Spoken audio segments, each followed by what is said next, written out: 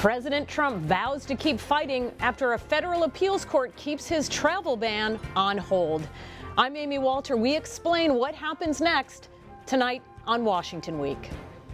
We are going to do whatever is necessary to keep our country safe. We will be extreme vetting. A three-judge panel keeps in place a hold on President Trump's executive order that restricts travelers from 7 Muslim-majority countries. It's about people's lives and the impact on their lives and the future of our country and our Constitution. As the White House reviews its options, including a possible appeal to the Supreme Court, Trump's nominee to the High Court distances himself from the president's criticism of federal judges. Will Neil Gorsuch's rebuke of Mr. Trump complicate his confirmation process? And National Security Advisor Michael Flynn is under fire for reportedly discussing President Obama's sanctions with Russia before Donald Trump took office. We examine the heated debate over the law, national security, and politics with Michael Shearer of Time Magazine, Yamiche Elsindor of the New York Times, Alexis Simendinger of Real Clear Politics, and Josh Gerstein of Politico. Celebrating 50 years. This is Washington Week. Once again from Washington, Amy Walter. Good evening. The Ninth Circuit Court of Appeals delivered a significant setback for President Trump's first major policy decision regarding immigration and national security. During a joint news conference with Japanese Prime Minister Abe, President Trump promised to unveil a new security measure next week. We'll be doing something very rapidly having to do with additional security for our country. You'll be seeing that sometime next week. In addition, we will continue to go through the court process, and ultimately, I have no doubt that we'll win that particular case. Thursday's decision was not about the legality of the executive order. It simply upheld a lower court's order to temporarily suspend travel and immigration from 7 predominantly Muslim countries. Alexis, in the last few hours, there has been a lot going on, a lot from the White House about what they're going to do next. Can you please help update us? Well, the president was focused today with the prime minister on the goal that he set, and you heard him talking about that. And I think that's important to remember. What he's saying is that he wanted to temporarily bar the travelers and the refugees from coming in while the administration created what he calls an extreme vetting program. In other words, a screening process. What he came back to talking about today is the many options that he sees that the administration still has to achieve the ultimate goal. Initially, we heard the president in a tweet say, "I'll see you in court," and kind of be very hot-headed about it. Today, his reaction was more measured, and as the day went on, what we learned is that the options are go back and revise the executive order that he issued and clean up the parts of it that seem to be most problematic or vulnerable in the courts, right? Simultaneously, he's also saying we could go back to the district court. We could make our case on the merits, which is what you described had not been adjudicated really by the Ninth Circuit. And we could still prevail that, but he's arguing we need to work with speed here. We're concerned about people coming into the country. So it may be that 2 things happen simultaneously, that the administration goes back to the district court on the merits, but then simultaneously the president uses his own executive authority to either issue a new order or actually even then maybe add some instructions for the vetting, the procedure that he imagines taking place, and see if that fits within the confines of the law. Well, Josh, how does that actually work? What does that look like? And how much more work do they need to do on this before we see whether we're going to have real movement on this issue? Well, they'd have to sit down and go through the order, as Alexis is saying, and see which parts are easiest to implement and which parts create the most legal problems. I mean, one of the big screw-ups here at the beginning was leaving at a minimum ambiguity about whether green card holders were included in the order. It was not only a PR debacle because you had protests at the airports, you had people being detained, some of whom may have lived in the U.S. for years and years, but it was a legal debacle because it got this order off on the wrong foot. It led to dozens of lawsuits being filed, and it was almost guaranteed that those suits were going to succeed at the early stages because green card holders have a lot of rights. Now, other foreigners, people who are applying for the first time to come to the U.S., people who are refugees, the U.S. courts have very rarely recognized any rights for those people. So an order that just focused on, say, refugees or people that don't have visas yet would probably be much more defensible. So why not just do that right now? Just tweak it and send it back. Would that work? Well, number one, there's a degree of stubbornness. I mean, the White House had a chance to tweak the order on green card holders, and instead they went through this complex process. They had General Kelly at the Department of Homeland Security issue some kind of blanket waiver. That didn't seem to quite work right or satisfy the courts, so then they had the White House counsel, Don McGahn, issue what he called authoritative guidance that the green card holders weren't counted anymore. They could have simply had Trump sign another half page of paper saying, let's fix the order, but they didn't want to back down. So now you have the White House coming to terms with the fact that they're going to, not be able to save face and say that they did this right the first way. I also want to talk about where we go from here with the administration itself. We had a new Attorney General, Jeff Sessions, has his place now. Does this now change the way that the Trump administration deals with this issue and other issues like immigration and national security? I think the fact that we've already gone 24 hours here without an appeal shows that they're behaving differently. Now, there was a first reset after the weekend this order was made, in which Chief of Staff Reince Priebus was gathered in the Oval Office with the president, and the president said, this guy's in charge, you have to follow him. And Reince made a number of changes to make sure that this would not happen again, that executive orders wouldn't just get pushed out the door without vetting all around government, without Congress being informed, so this sort of chaos wouldn't happen again. My bet is that Sessions' arrival out of the confirmation process will add another voice, another layer here, especially on these issues. Now, Sessions is going to be the Attorney General, but he's also something of a philosophical, ideological godfather to a lot of people in the White House, including to some extent the president. He's long advocated a far tougher immigration policy, and he's going to be in charge now of the department that not only brings these cases or defends cases if it does go eventually to the Supreme Court, but also implements a lot of this stuff. One of the other orders that was issued before this refugee order was an order about interior security for the United States. And if you read through that, a lot of powers are delegated to the Attorney General to figure out how to enforce it. It's up to the Attorney General to figure out who's a sanctuary city and who's not a sanctuary city, and to make recommendations about denying federal funding. So I think it's very likely that several months from now we'll be looking back and saying Jeff Sessions is one of the most powerful attorney generals we've had.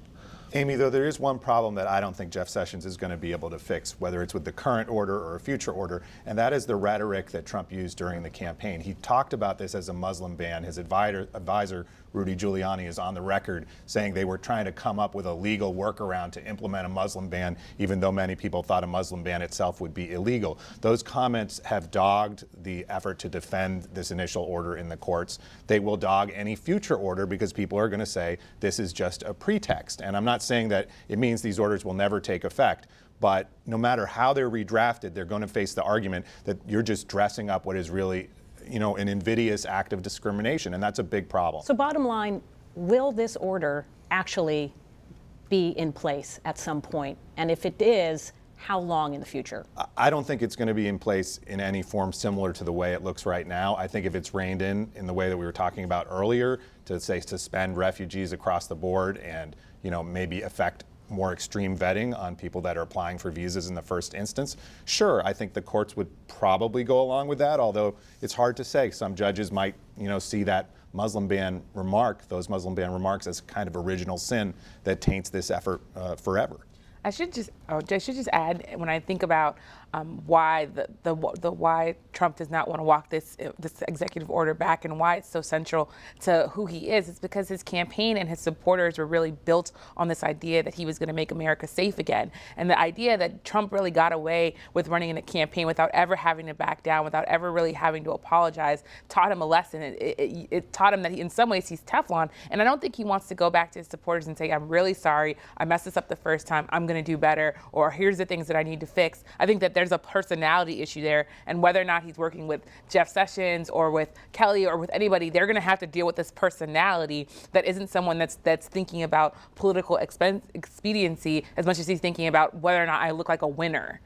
The other thing is that if he gets back to the statute, and this question of intent, whether there's some discriminatory intent, is going to continue to dog him. But the statute... And by the statute, meaning the executive order itself? No, by the statute, meaning the law that Congress wrote giving the president enormous leeway. The statute basically reads, whenever the president feels aliens are causing some detrimental effect in the U.S., the president has the authority to limit them. I mean, it's an enormously broad order.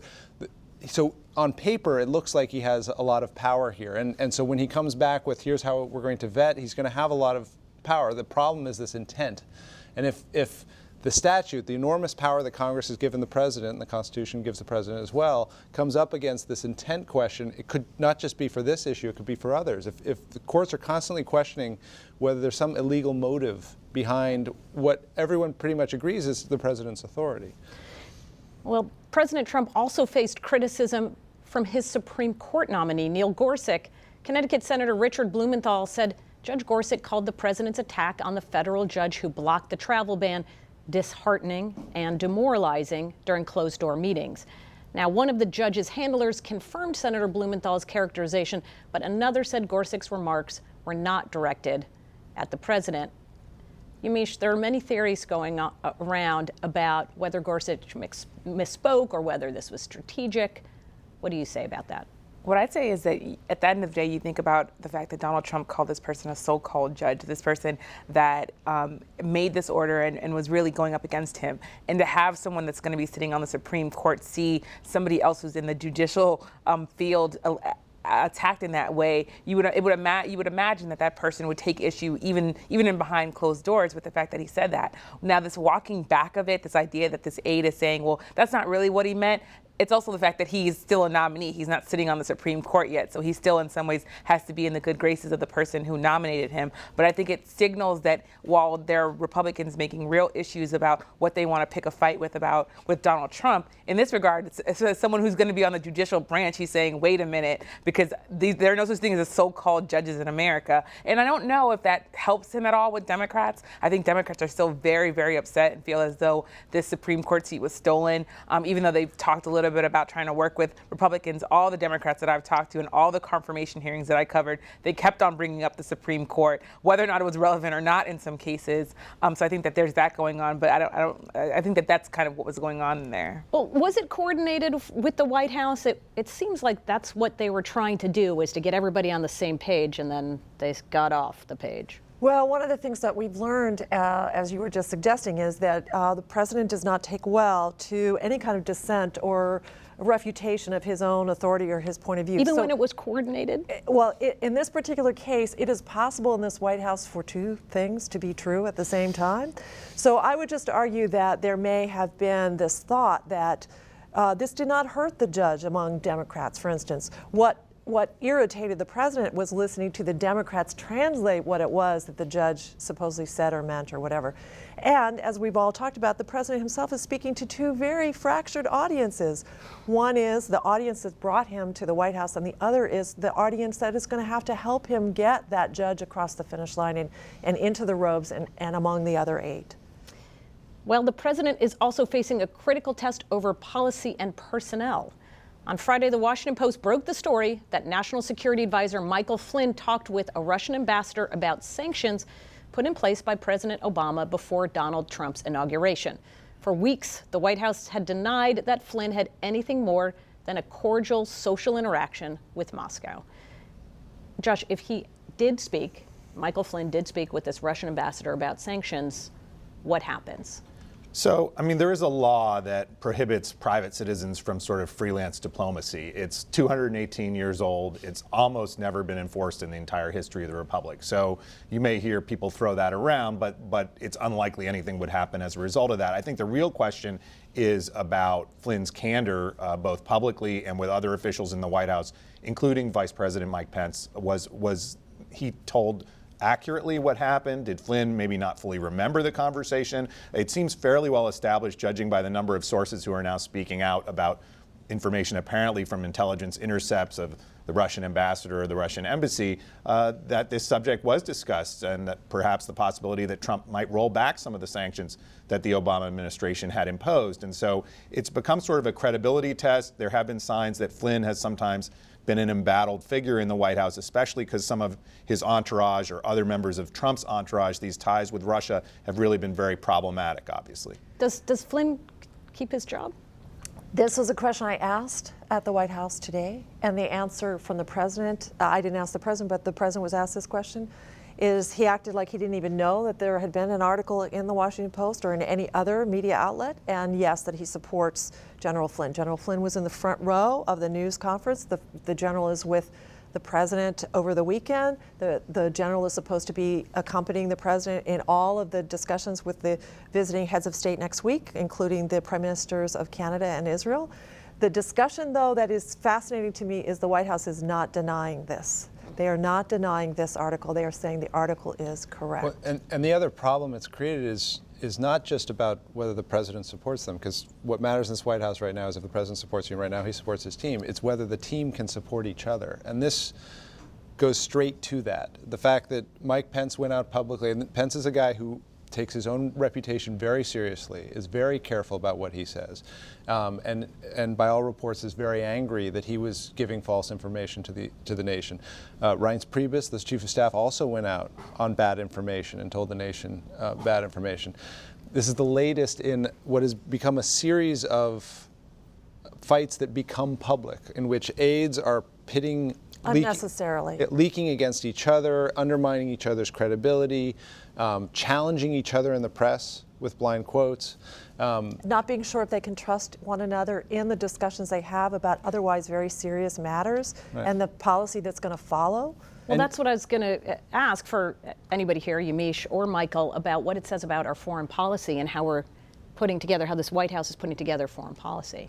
Well, what it says is that it can be really problematic. You think about this idea that Russia, we're still wondering, even though it's an old story about whether or not they interacted in or interfered in our election, this idea that he's now talking about possibly lifting sanctions before he's even in office. And I think just to go back to the idea about Mike Pence, unlike Kellyanne Conway, unlike Sean Spicer, hasn't been pulled out by the media and saying, hey, we can't trust this person. When he opens his mouth, people usually believe, or I would say most of the time, if not all the time, believe what Mike Pence is saying. So the idea that he could then get wrapped up in this credibility issue that the White House has is really problematic. But aside from that, I think that when you think about Russia's role and the murkiness of it all, and the idea that it's unclear how close or what the relationship between Putin and Donald Trump is, I think it can be very problematic. On foreign policy, there's this tension that has become also very apparent in the last 2 weeks. Remember, it's only 3 weeks in at this point.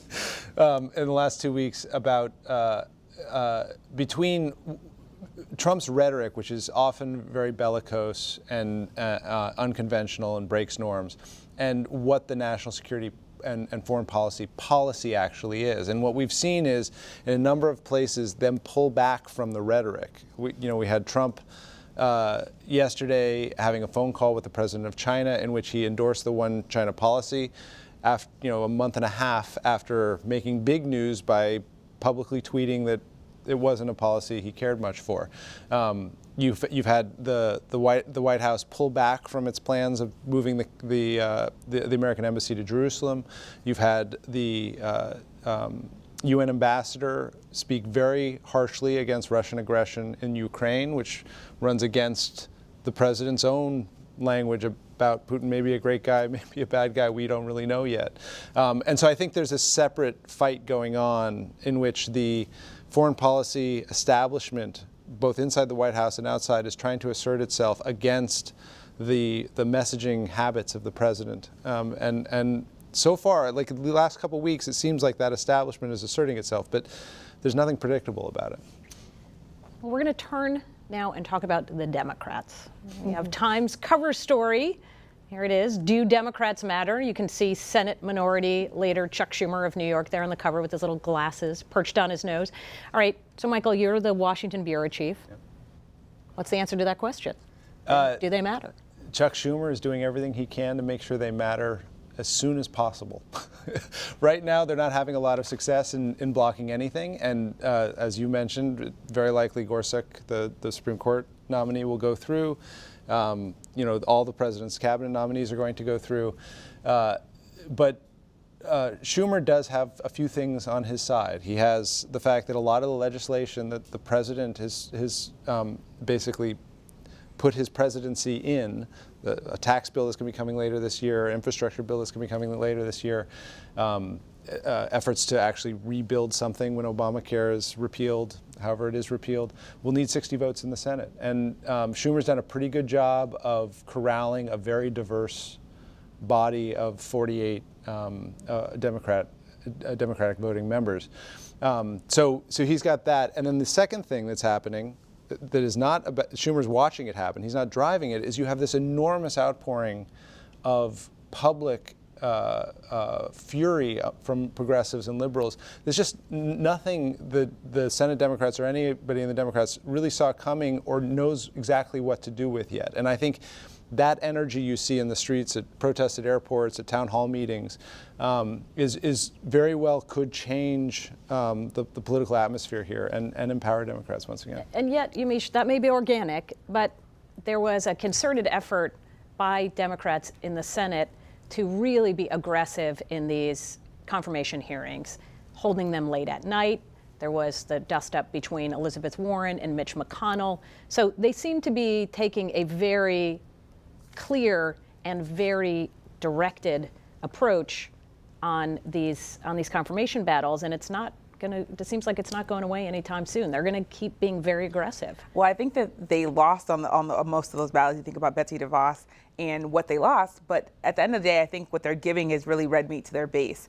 There were people rallying outside Chuck Schumer's home because they thought that he might be a little too nice to these nominees. So they have a base that is frustrated, that is angry, that wants to see their members standing up and making as much noise as possible, even if they understand that they're not going to be able to get the votes to defeat people. They don't want to see people resting on their laurels saying, well, you know what, we can't do anything with this. They also want to see the energy that you see in airports mirrored in the Senate. So you have these all-night protests and people showing up in tailcoats to airports because they're trying to catch up with their base. And it's a base that's sprawling and that's angry for so many different reasons, including the fact that there's a whole wing of the party that was angry at the party for even having Hillary Clinton as their nominee. And that's still something that I think Bernie Sanders supporters really feel very angry about. Well, Alexis, let's talk about how the White House deals with this. We know that the president brought in a number of red state Democrats to talk about the Supreme Court nomination. What does the White House think their relationship with the Democrats are going to be? It's so fascinating because in the interview with Senator Schumer, you can tell that Senator Schumer is trying to play that balancing act because he has this conference and he's trying to keep them all together. But as we know, there are 10 Democrats that will be up for re-election in 2018 from red states. And believe me, Donald Trump, as president, and his aides are talking openly every day about their love and affection for them, their need for them, and also, by the way, we have a big target on your backs. And so that the president is arguing, you know, I speak to your constituents. I have the power in your state. So I want to remind you who can come into your state next year and destroy you politically. And that's the undertow. But do they think they can actually work with these Democrats? Do they want to have deals cut with Chuck Schumer and with the other Democrats? It's not only the art of the deal that the president has in his mind, but it's also the reality of it. Because as we were saying, for a lot of the things that everything that you had on your list of legislation, you're going to need more than what you have in terms of Republicans in the Senate. So it's the reality, and it's also the president's ambition to show that he can woo a Senator Manchin from West Virginia, who turns out to be, you know, at the White House more often than maybe some Republicans. But who also calls Chuck Schumer his best friend. Absolutely. So there's that tension there. There's that. Well, thank you all. Thanks, everybody, for watching. Our conversation continues online on the Washington Week Extra, where we'll discuss the bipartisan calls for an ethics investigation into one of the president's closest advisors, Kellyanne Conway. You can find that and the Washington Weekly News Quiz online at pbs.org/Washington Week, Friday night after 10 p.m. and all week long. I'm Amy Walter. Have a great weekend and good night.